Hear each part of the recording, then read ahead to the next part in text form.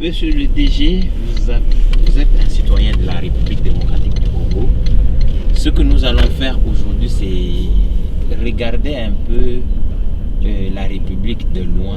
Vous avez fréquenté des grands milieux en République démocratique du Congo, vous avez échangé avec plusieurs personnalités. Quand vous regardez la RDC, vous regardez l'homme d'abord, l'homme politique, je vais être précis. Vous pensez que cet homme politique est capable de relever les défis de développement? Oui, je pense que l'homme n'est qu'à l'image de la société dans laquelle il vit. Et je pense que notre société que nous devons repenser, c'est l'homme congolais qui doit être réformaté pour pouvoir être aux prises avec les enjeux qu'impose le développement, comme vous l'avez dit. Et tout commence, souvenez-vous, dans l'un des entretiens que nous avons eus, j'ai parlé de l'éducation. L'éducation qui doit commencer dans la famille comme cellule de base de toute société. Et aujourd'hui, je pense qu'il y a un grand abandon du rôle de la famille dans notre société en RDC. Je peux bien me souvenir, aussi loin que puisse remonter ma mémoire, que l'éducation des enfants était l'affaire de tout le monde. Non seulement des parents, mais aussi d'autres parents dans le quartier, des enseignants, de l'église et tout.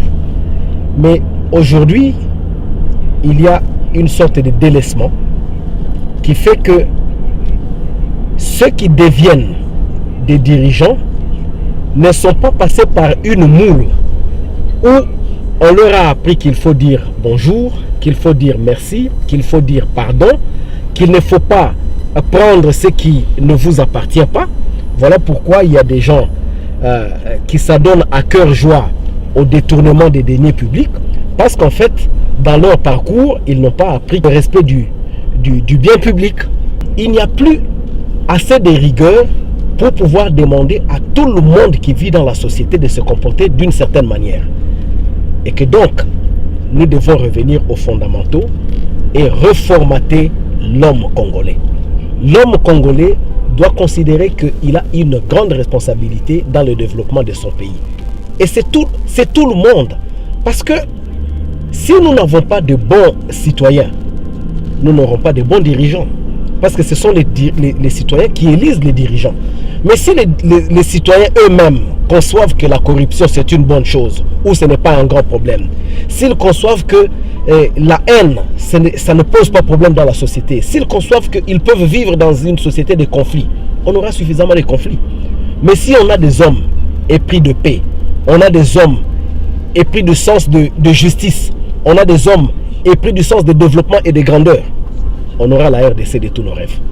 Donc, c'est encore possible d'avoir l'homme congolais qui soit vraiment en adéquation avec les enjeux qu'impose le développement de notre pays.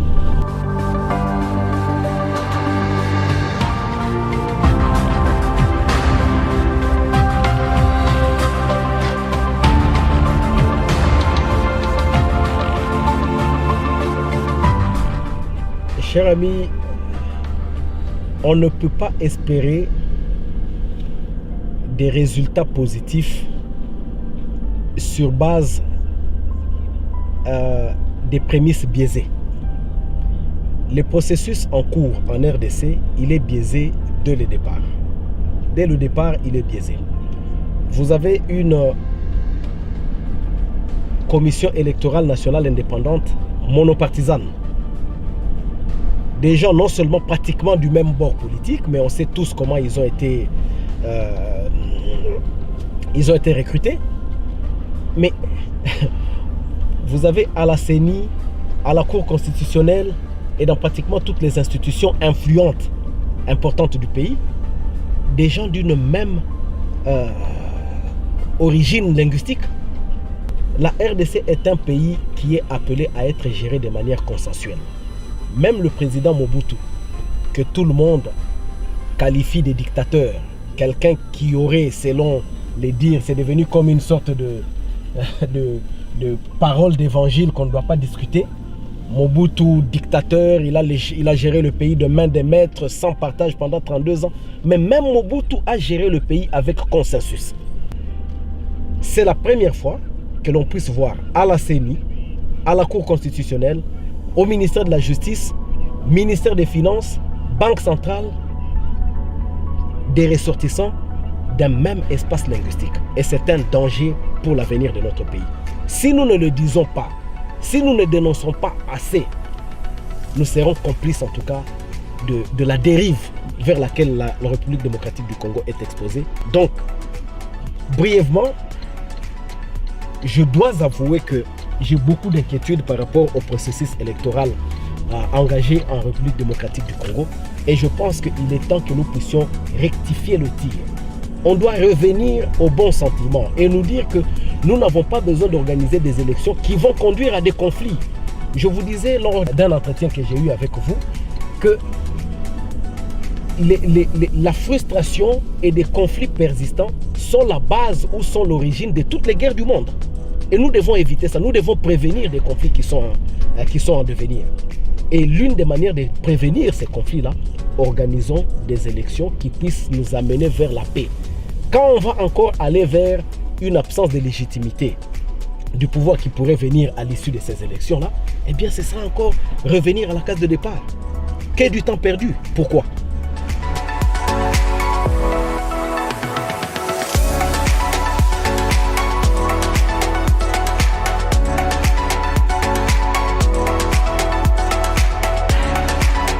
Je pense que nous devons encourager l'émergence d'un leadership responsable.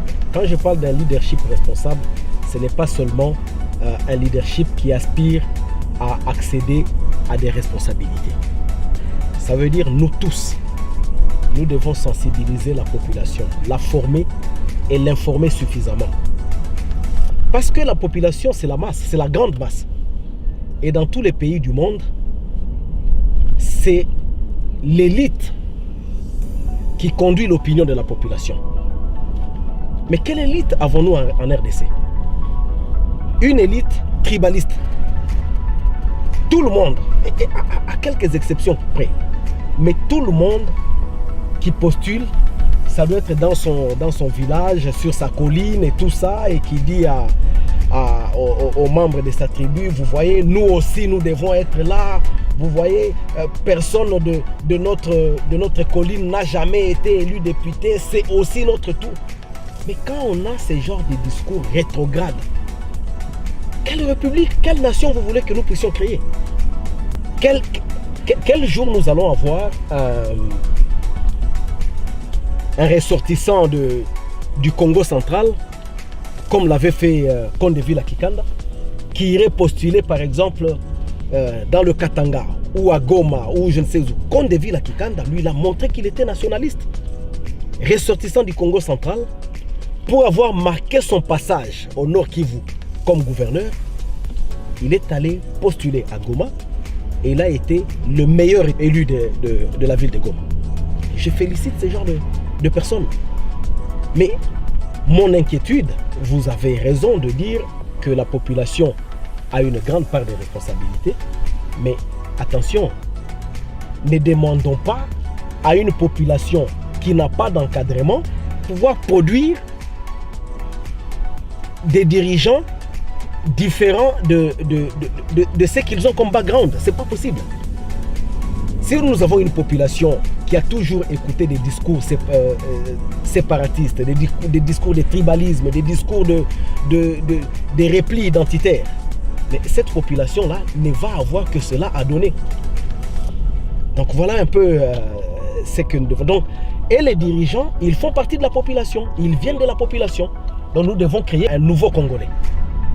C'est ce réformatage du Congolais auquel nous devons arriver pour pouvoir créer finalement une société très bien structurée.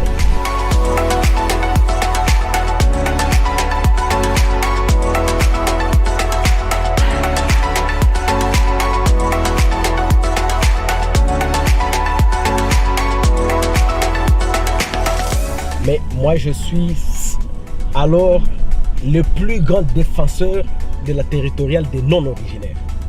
Pour en avoir été bénéficiaire dans ma tendre enfance. Dans ma tendre enfance, j'ai vu défiler à Béni ce qu'on appelait les commissaires des zones, donc actuellement administrateurs des territoires, des gens qui venaient de toutes les parties du Zaïre de l'époque, donc la République démocratique du Congo aujourd'hui. Ils venaient de l'Équateur, ils venaient du Katanga, ils venaient du Congo central, ils venaient du Bandundu, ils venaient de partout. Et ils ont été des personnes qui avaient un grand sens de neutralité, un grand sens élevé de l'État. Mais aujourd'hui, qu'est-ce qui se passe? Je suis originaire de quelque part. Je sais que, quoi qu'il en soit, ce sont mes frères. Ils vont me comprendre, quelle que soit la bêtise que je commets.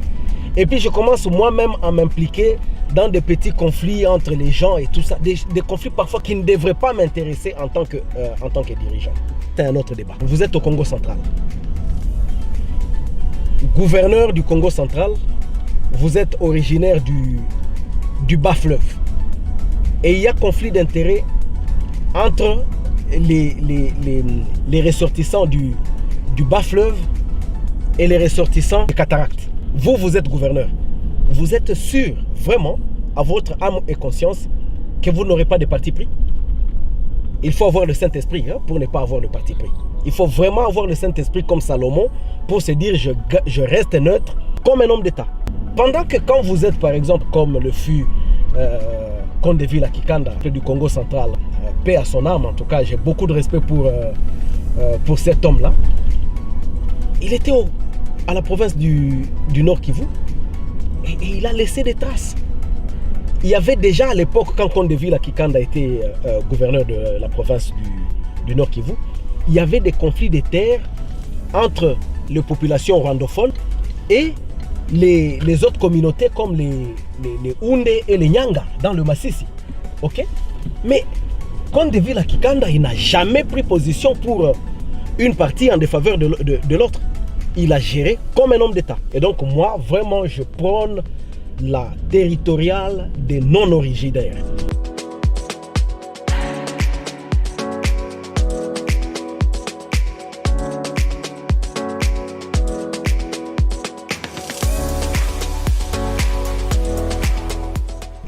Et je pense, cher ami, que un pays où une nation ne doit pas craindre des débats des sociétés.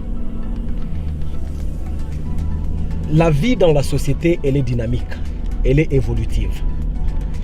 Ce qui est bon aujourd'hui ne le sera pas forcément demain. Ce qui a été bon hier ne l'est pas forcément aujourd'hui.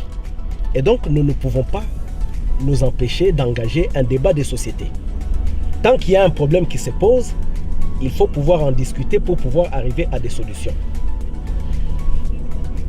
Deuxième chose que je dois dire, Monsieur Eddy, nous devons toujours avoir un sens de l'État et nous dire que les hommes passent, mais les institutions restent. La RDC survivra à nous. Nous ne devons pas réfléchir comme si nous sommes des personnes éternelles ici sur Terre. Encore moins en République démocratique du Congo. Avant ceux qui dirigent aujourd'hui, plusieurs ont dirigé la RDC. Le Zaïre, le Congo d'abord, le Zaïre, la RDC. Plusieurs personnalités se sont succédées. Donc après ceux qui dirigent aujourd'hui, d'autres viendront. Donc moi je pense sincèrement que notre réflexion doit être prospective. Nous devons nous dire qu'est-ce qui est bon pour les générations à venir, les générations présentes et à venir. Et nous devons vraiment nous dépasser. La RDC doit être, je dirais, le bébé que tout le monde doit protéger et doit souhaiter voir grandir pour devenir un homme mature et qui puisse défendre les intérêts de tout le monde à l'échelle mondiale.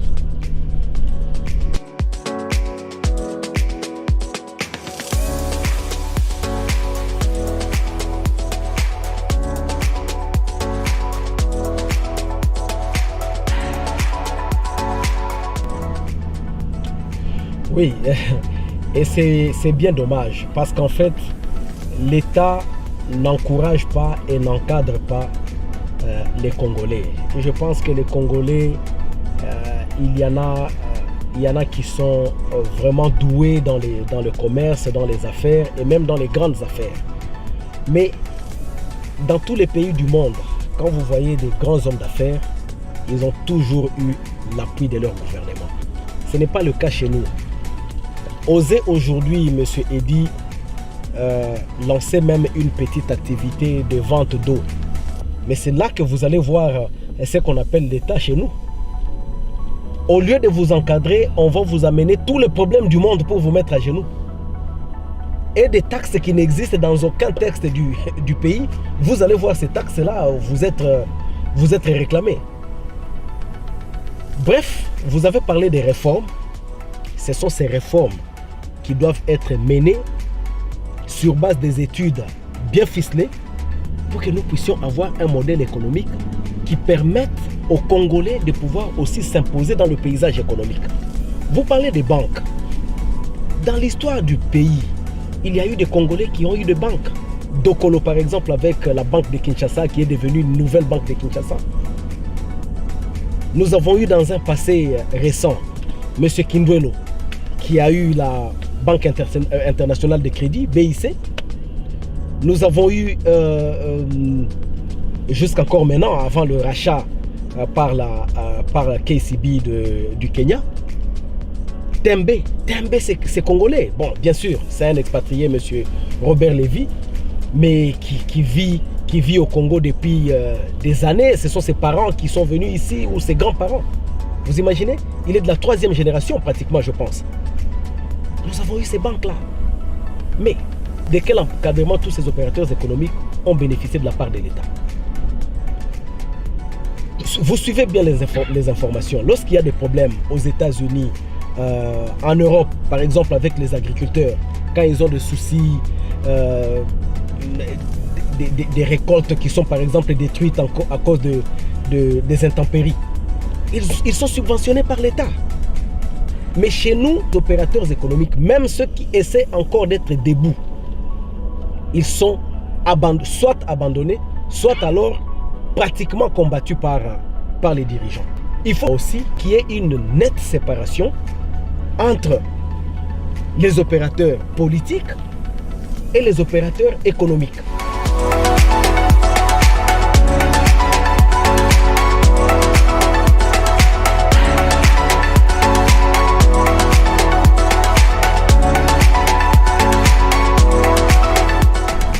Mon cher ami, il faut devoir réguler tout ça.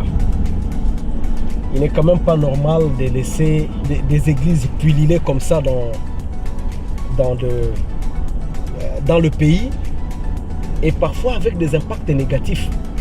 Mais tout ça est dû au fait que le pays, il n'y a plus de régulation de la vie en société. Donc les gens se croient tout permis. J'ai suivi la comédie de quelqu'un, ça me marre beaucoup, où il parle des conditions de rassemblement dans les cultes. Et ce comédien fustige le fait que vous trouvez des églises qui n'ont même pas des installations sanitaires. Alors vous rassemblez 50, 100, 200 personnes dans un espace qui n'a même pas d'installation sanitaire, et vous les retenez pendant 5-6 heures. À quoi vous vous attendez? Des problèmes d'hygiène et tout ça. Donc finalement, il n'y a pas de régulation de la vie en société. C'est pourquoi vous voyez la prolifération des églises. Mais M. Eddy, est-ce qu'il y a seulement la prolifération des églises? Il y a aussi la prolifération des cabarets. Dans une ville comme Kinshasa, là où il n'y a pas un cabaret, il y a une église. Et c'est du tintamarre en longueur de journée. Est-ce que c'est vraiment ça, prier Dieu? Dieu, que moi je connais en tout cas, c'est un Dieu de l'ordre. Dieu n'a jamais été du côté du désordre. Et quand vous voyez le désordre quelque part, sachez que Dieu n'y est pas. Dieu ne peut pas être dans le désordre. Voilà un peu ce que je peux dire. Donc, je souhaite vraiment qu'il y ait une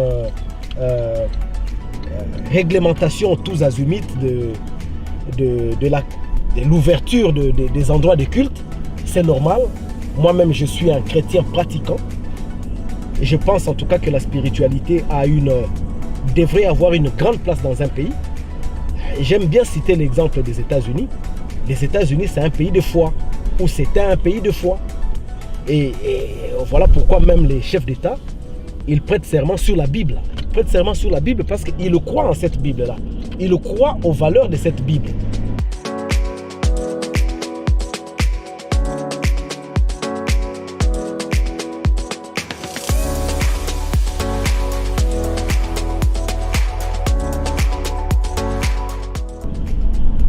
Monsieur Eddy, je vais vous surprendre. Bon, certainement pas vous surprendre parce que j'imagine que vous lisez la Bible comme moi. S'il y a des gens qui devraient diriger les nations, ça devrait être des personnes spirituelles. Parce que ceux qui ne sont pas spirituels, ils ne croient finalement en rien. Et ce sont eux qui posent des problèmes. L'une des grandes personnalités que l'humanité reconnaît comme bon dirigeant, ou certaines des grandes personnalités, mais ça a été des personnes très spirituelles. Le roi David, je suppose que tout le monde connaît le roi David, même les musulmans, même les bouddhistes, ils connaissent le roi David. Ça a été un grand roi. Et la Bible l'appelle l'homme selon les cœurs des dieux. Est-ce que ça ne vous surprend pas?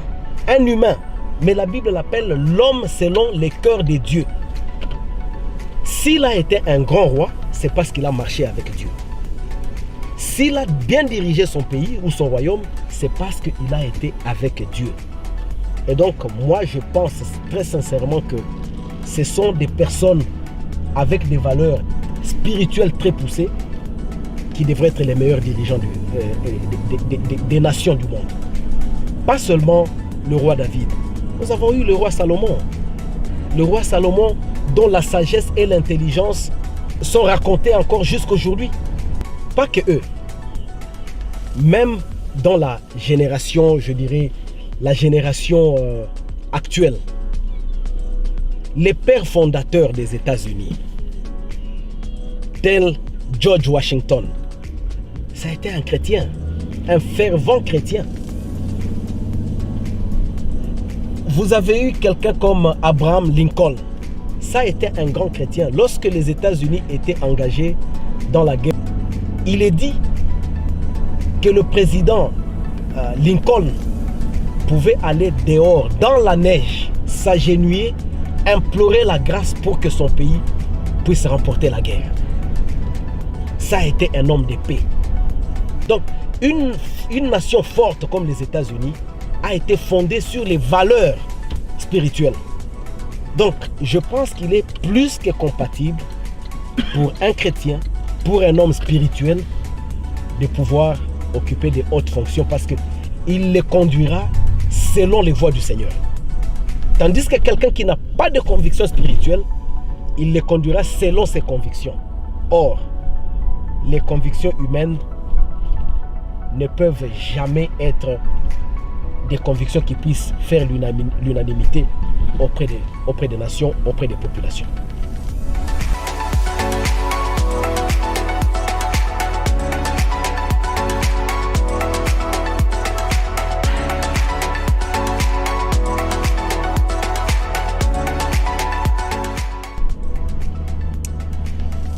Oui, d'abord, c'est des sentiments de tristesse que tout Congolais peut avoir face à ce qui se passe en RDC.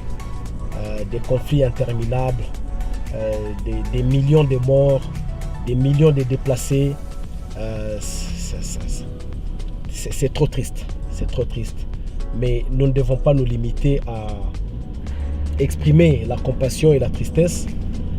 Il nous faut non seulement analyser, mais aussi prendre des actions, mener des actions qui puissent amener notre pays à sortir de ces cycles de conflits. Voilà. Donc moi je suis vraiment triste de voir tout ce qui se passe en RDC. Autant de victimes inutiles qui auraient pu être protégées par des humains. Il y a certainement plusieurs causes, comme on étudiait souvent en histoire. Par rapport à la République démocratique du Congo, on peut épingler des causes internes qui sont de plusieurs ordres, des conflits persistants, de frustration, la ségrégation, quand quelqu'un se sent rejeté, la privation de certains droits. Donc tout ça, ça engendre des conflits et par conséquent, parfois source de guerre. Mais ne nous voilons pas la face, monsieur Eddy. Il y a aussi des causes externes.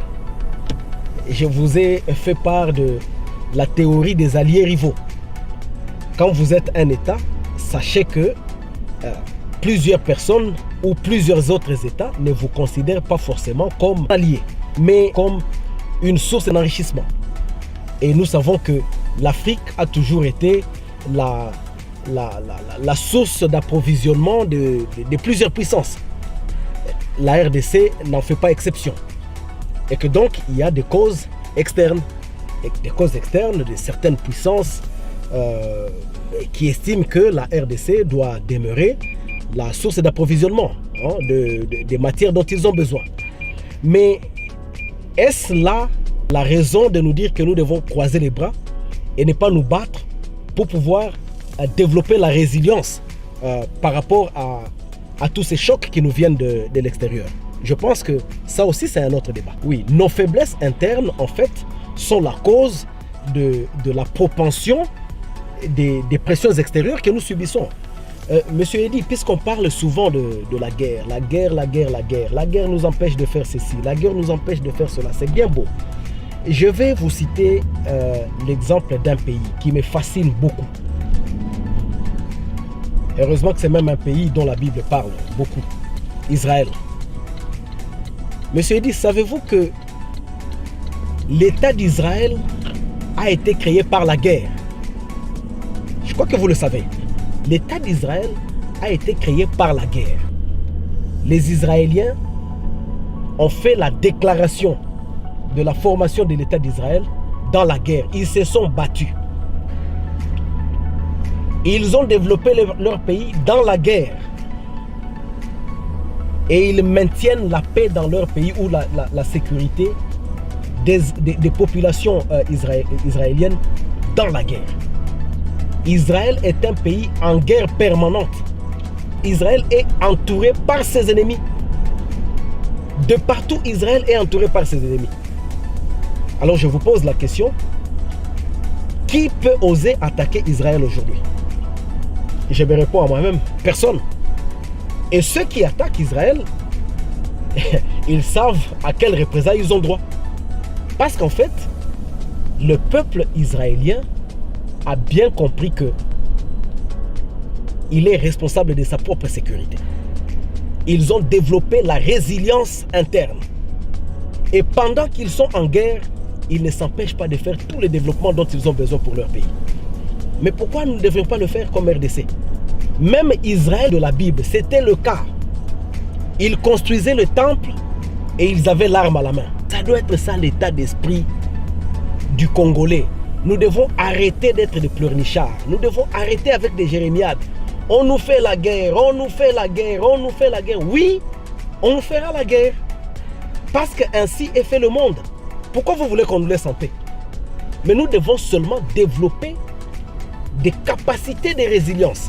De manière à ce que quiconque osera nous faire la guerre, on va résister, on va le repousser et la prochaine fois il ne viendra pas. C'est peut-être quelqu'un d'autre qui osera, mais il se posera la question par 1000 fois. Donc voilà le problème. Prenez l'exemple d'Israël. Donnez cet exemple-là à toutes les générations de présent, enfin à tous nos enfants, nos petits-enfants. Israël, ce n'est pas un pays en paix permanente.